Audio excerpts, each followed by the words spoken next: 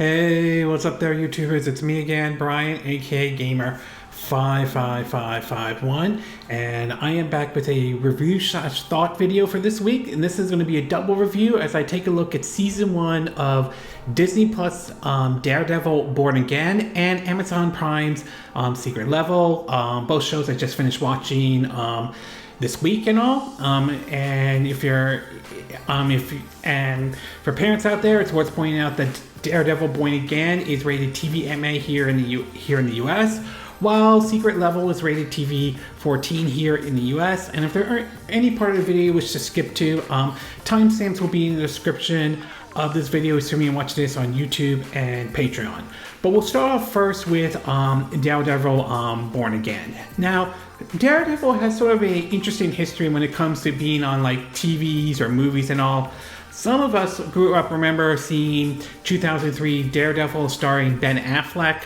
That character was also mentioned in last year's Deadpool and Wolverine movie. I believe with Jennifer Aniston reprising her role as playing Elektra and all.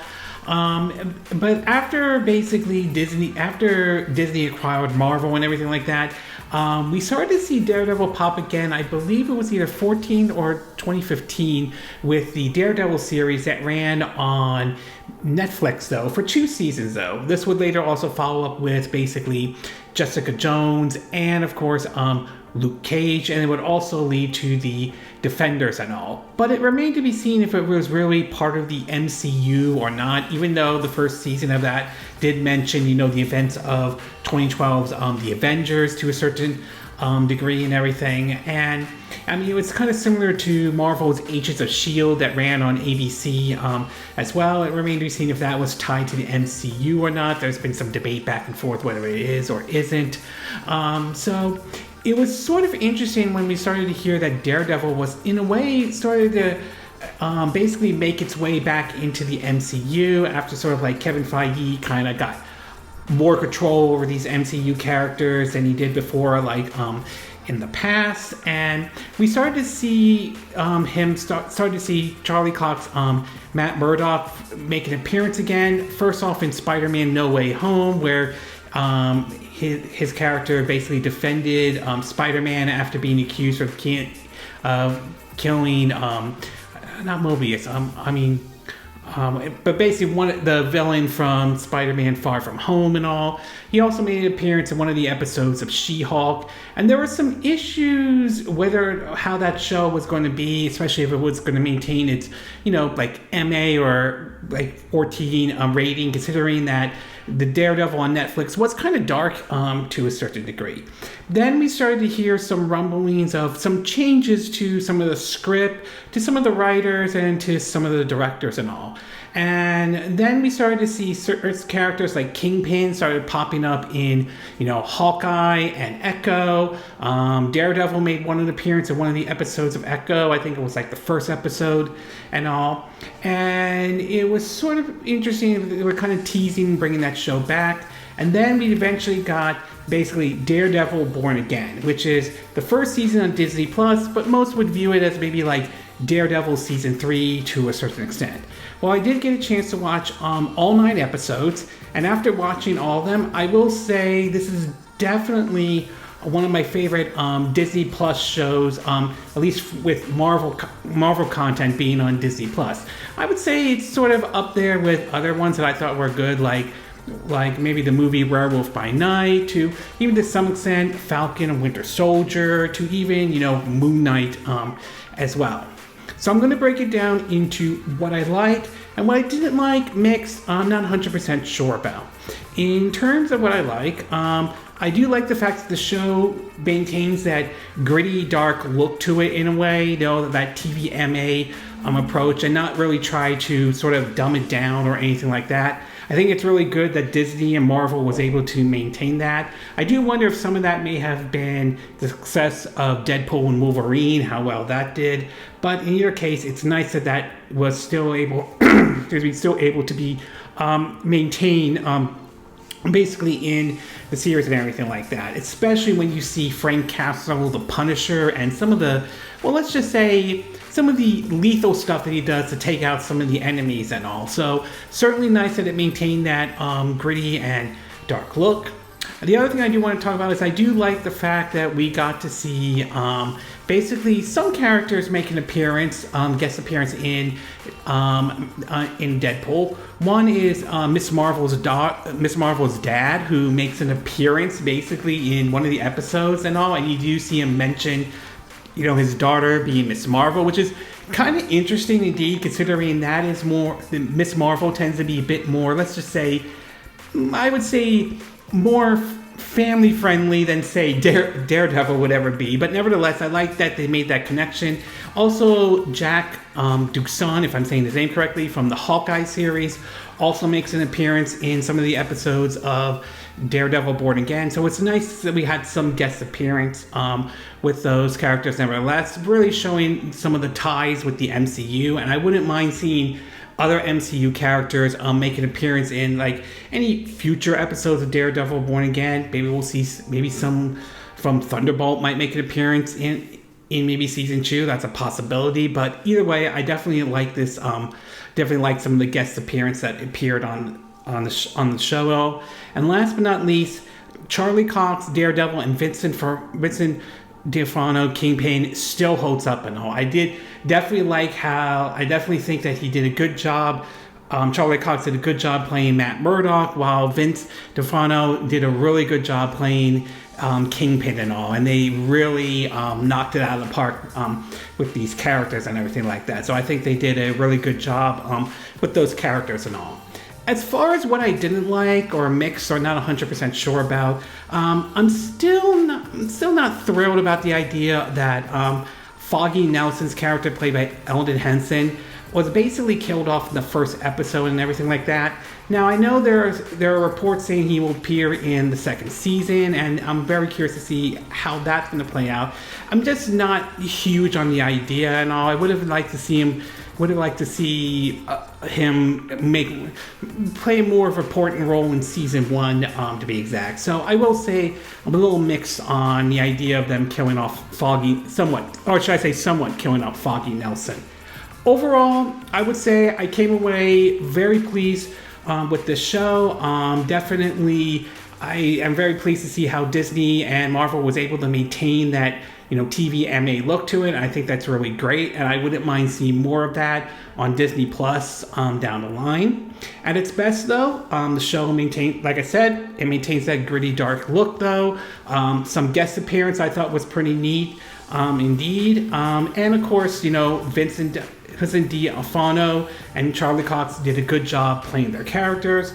But at its worst, I'm not a big fan of the idea of them somewhat killing up Foggy Nelson, basically. So, sort of mixed on that approach, though. But in either case, I definitely enjoyed it. I definitely would recommend it, especially if you were a fan of the first 2 seasons on Netflix and all.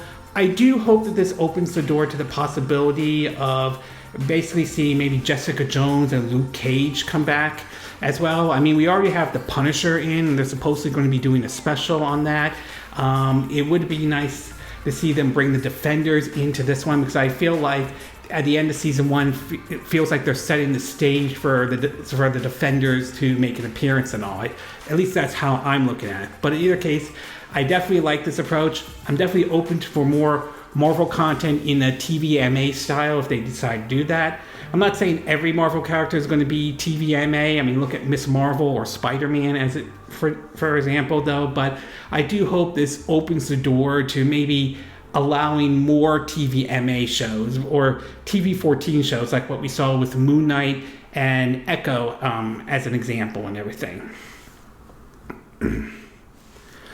Okay, we're going to take a quick break, and when we get back, we'll get to the second part of my double review, and this one's going to be taking a look at Amazon Prime's Secret Level. So we'll take a quick break, and we will be right back.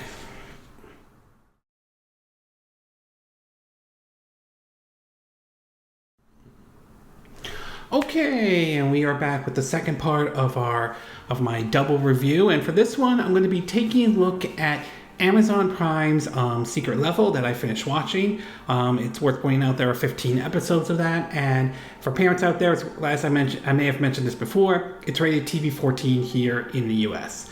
One of the things that we have been seeing lately is we've been seeing a lot of TV shows or movies based off of video games, and they seem to have, I would say, fare better than what I think a lot of people had originally thought, though.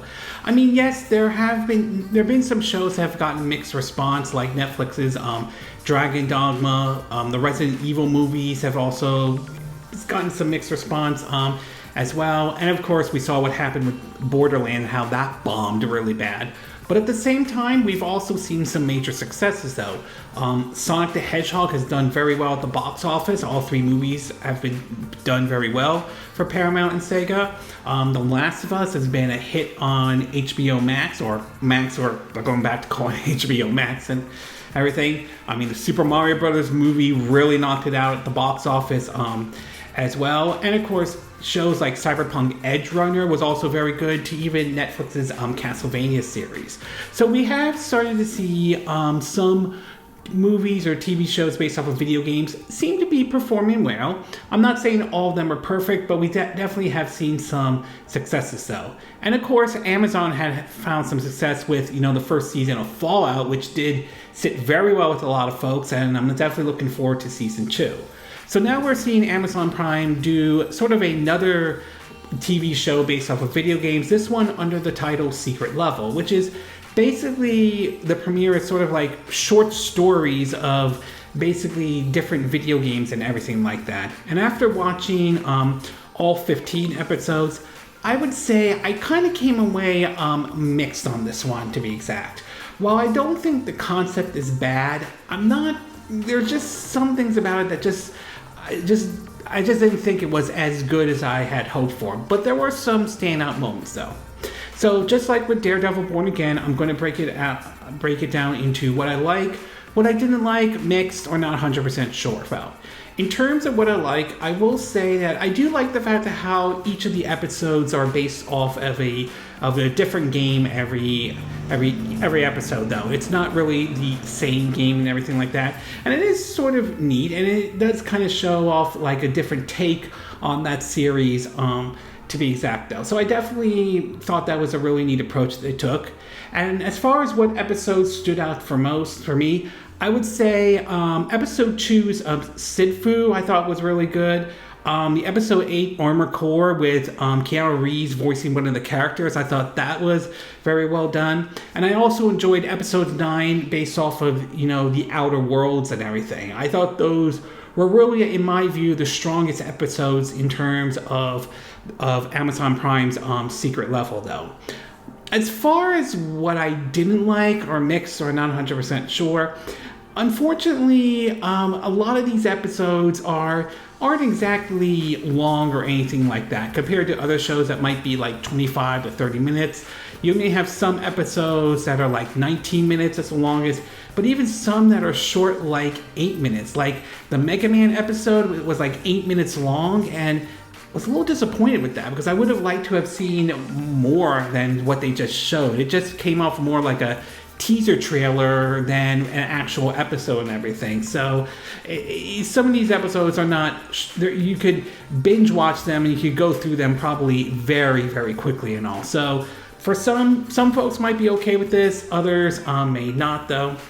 The next thing I want to talk about is that there are 2 episodes in Secret Level that let's just say it feels a little awkward now watching it, especially after what happened to these games, and that is the Concord episode and the Crossfire episode. As you probably are aware, I believe with the Crossfire one, they're shutting that down, and we all know what happened with Concord and the disaster that turned out to be.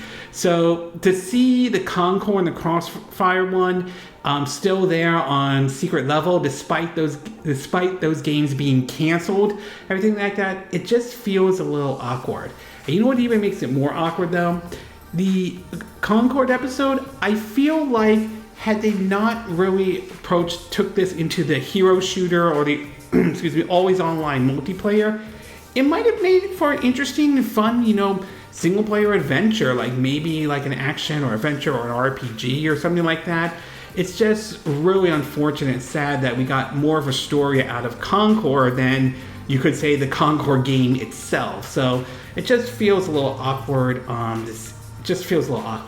And finally, last but not least, is that some of the stories are just sort of a hit and miss, though. As I mentioned, there were some episodes that did stood out for me, like the ones based off the Outer Worlds, Armor Core, and Sifu. And then there were some that just really did not hit it out of the park. Like the Pac-Man one, I just thought was just weird and all. I don't know. Maybe it's just me, but I just thought that one was just bizarre and strange, though. So, I mean, it's kind of a hit and miss with some of the stories, though. Obviously, some might have different takes or different thoughts on each story, but it just was sort of a mixed bag in terms of some of the stories. Overall, I would say Secret Levels, I kind of came away mixed on this one. While I don't think this show was necessarily bad, I just feel that some episodes didn't really were not exactly great, at least in my book, though. At its best, though, I do think the concept is interesting, the idea of each episode based off a certain game. And I will say, as I mentioned, there are some episodes that stood out, like Sifu, the Armor Core one, and of course the Outer Worlds ones, as I mentioned before, were my favorite. But at its worst, though, a lot of these episodes are unfortunately short, including some being as short as like 8 minutes long, like the Mega Man one. Some episodes, it just feels odd to see them after what happened to those games and everything. And some of the stories, like I mentioned, can be a hit or miss. So some folks may like this story, some folks may not. But still, nevertheless, though, it wasn't terrible or awful. It's just, as far as video game, like shows based off of video games, I would say not the strongest, but not awful, though. We know there's a second season coming. I'm going to be very curious to see how the second season pays out. So in the end, for me, Amazon Prime Secret Level, I kind of came away mixed on this one. Okay, this concludes this double review based off of Season 1 of Daredevil Born Again and Amazon Prime and Secret Levels. And again, these are my opinion. What are yours? What are your thoughts about Daredevil Born Again? Are you glad that they kept the TVMA or the dark and gritty tone to it, though? Do you think it matches that show very well? Do you like some of the guest appearances that they made? It appear like Miss Marvel's dad, or Jack Duquesne, if I'm saying that correctly, from Hawkeye. And do you think they should make more guest appearances? And do you think some of the actors still maintain those roles very well, like Charlie Cox playing Matt Murdock / Daredevil and all? What are your thoughts about Secret Levels? Do you like this approach that they made for this show, though, having each episode be based off a different video game? Were there any episodes that stood out for you the most? Or were you not pleased with it being short? Or were you okay with it, to be exact? Do you agree with what I said in this video? Do you disagree? Do you have a difference of opinion? As always, sound off in the comment section below. Let me know what you think. And if you do like this video, I hope you hit the like button. I would appreciate it. And I hope you do subscribe to my YouTube channel. If you do, make sure you hit the bell icon for notifications of any new videos I put up. Also, feel free to share this video if you want to. And feel free to donate to my channel if you like. You can do it through PayPal Me, Patreon, or Streamlabs. Links will be in the description of this video, so you're watching this on YouTube or Patreon. And I will see you again next time when I do another video. Hopefully that'll be soon. Until then, from Southern California, I wish you all a good day then. Bye!